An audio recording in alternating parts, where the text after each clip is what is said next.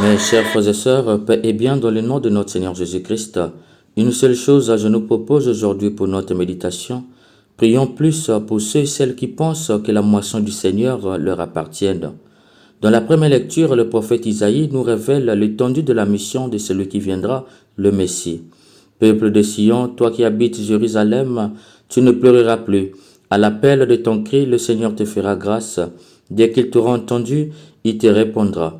Bref, le travail du Messie sera colossal parce qu'il consistera à prendre soin de l'homme et de tout l'homme. Il faut entendre par là une culture de soins intégrale de tout l'homme. Il s'agira de donner à la fois un salut temporel et spirituel à l'homme. Dans l'Évangile, Jésus donne un nom à ce travail, la moisson du Seigneur. Cette moisson est une lourde tâche car elle s'inscrit dans la logique ou mieux dans le cahier de charge qui révélait déjà le prophète Isaïe, prendre soin de l'homme et de tout l'homme, un salut intégral, c'est-à-dire dans tout ce qui compose l'homme au niveau temporel ou physique, mais aussi au niveau spirituel ou au niveau de sa relation avec Dieu. C'est ce qu'on appelle la libération de l'homme en Jésus-Christ. Cependant, Jésus, tout Jésus qu'il est, a conscience que cette libération, il ne la fera pas seul. Il a besoin de gens pour l'aider dans sa mission de libérer l'homme, de lui accorder un salut à la fois temporel et spirituel. Voyant les foules, Jésus fut saisi de compassion envers elles, parce qu'elles étaient désemparées et abattues comme les brebis sans berger. Il dit alors à ses disciples, « La moisson est abondante, mais les ouvriers sont peu nombreux. Prions donc le maître de la moisson d'envoyer les ouvriers pour sa moisson. » Cette phrase est révélatrice. Lui-même Dieu, lorsqu'il voit l'immensité du travail, reconnaît que le travail est colossal. Cependant, toi, tu veux faire tout seul. Tu ne veux voir personne à côté de toi. Tu as peur qu'on te dérobe la vedette parce que pour toi, il y a une gloire à travailler seul. Mes chers frères et sœurs, ce comportement médiocre est beaucoup présent à l'université. 1000 étudiants vont passer sous les mains d'un docteur. Aucun n'ira chercher le doctorat. Aucun ne s'intéressera à cette matière au point de dire « je dois avoir le doctorat dans cette option ». Malheureusement, ce dernier docteur est heureux. Pour lui, c'est un motif de gloire parce que sa filière est difficile. Lui seul est intelligent parce qu'il a pu décrocher le doctorat. Monsieur le docteur, si personne ne vous a dit la vérité, moi je vais vous dire la vérité. Vous êtes un mauvais enseignant. Vous êtes nul. Vous croyez peut-être plus intelligent que les autres. Au fond, vous êtes médiocre. Car si personne ne s'intéresse à votre matière parmi tous les 1000 étudiants que vous aviez eus, c'est parce que vous ne maîtrisez pas vous-même votre matière. Un bon enseignant donne la vocation à devenir comme lui et beaucoup font son doctorat par passion et la passion les facilite la tâche. Jésus, enseignant, il a donné vocation à beaucoup de disciples de devenir enseignants comme lui. Allez vers les brebis perdues de la maison d'Israël sur votre route. Proclamez que le royaume des cieux est tout proche. Voilà, cher docteur, où votre incompétence se révèle puisque vous êtes le contraire de Jésus, l'enseignant compétent. Ce comportement médiocre, on le trouve aussi dans les hôpitaux. Chers médecins, vous qui gardez les stagiaires éternellement stagiaires, vous qui refusiez de leur montrer le travail pratique par peur de se faire remplacer et montrer votre suprématie, si personne vous a dit la vérité, moi je vous le dis, vous êtes nuls et incompétents. Car si vous étiez compétent, vous n'auriez pas peur de la concurrence. Jésus, lui, le médecin par excellence et parfait, n'a pas eu peur de la concurrence. Il n'a pas aussi eu peur que quelqu'un fasse mieux que lui. C'est pourquoi il dit, guérissez les malades. Il veut que ses amis fassent comme lui et même mieux que lui. Cependant, toi, tu refuses d'aider les stagiaires à devenir meilleurs.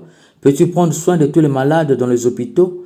Sache que tous les malades qui sont morts parce que tu étais absent ou en train de s'occuper d'un autre malade, le meurtrier de ce mort, c'est toi. Jésus avait conscience du nombre de malades. Il a mandaté ses amis. Or toi, tu veux tout faire seul. De qui es-tu disciple? Enfin, Jésus ajoute, proclamez que le royaume des cieux est proche. Ici, Jésus nous révèle que la mission d'annoncer la bonne nouvelle est aussi colossale. Lui-même Jésus ne peut pas le faire tout seul.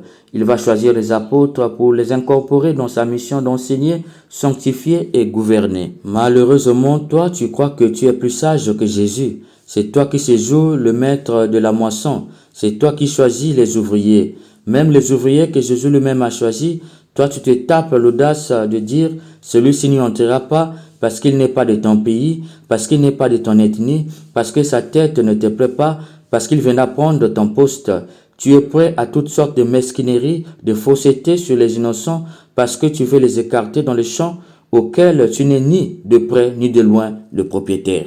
Pire, tu crois que le peuple de Dieu, c'est ton peuple. Dès lors que tu vois un fidèle qui t'est fréquenté aller voir un autre, tu frémis de colère. C'est ta propriété privée. Si personne ne t'a dit la vérité, moi je vais te dire, tu es un usurpateur, un mesquin et un mécréant, absent de la marche à la sainteté, car les saints se partagent les âmes. Es-tu plus sage que Jésus qui a recommandé de laisser pousser à la fois le bon grain et l'ivraie dans Matthieu 13, 24 à 43? Es-tu plus intelligent que Dieu qui n'a pas détruit les ténèbres, mais qui a simplement séparé la lumière des ténèbres dans Genèse 1, verset 4? Mes chers bien-aimés, nous sommes tous interpellés dans tous les niveaux. Tout ce que nous faisons, dès lors que cela touche le salut de l'homme, même si cela n'est pas spirituel, mais seulement physique, sachons-le, nous sommes dans la moisson du Père. Et ne l'oublions pas, cette moisson ne nous appartient pas.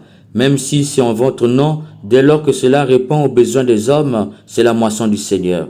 N'oublie jamais ce qu'il a dit, priez le maître de la moisson d'envoyer les ouvriers dans sa moisson. Il a dit sa moisson et non ta moisson ou notre moisson, mais bien sa moisson, la moisson du Père. Ce n'est donc ni de près ni de loin ta moisson. Alors fais attention, personne ne t'a établi propriétaire du champ que tu es venu trouver et que tu laisseras.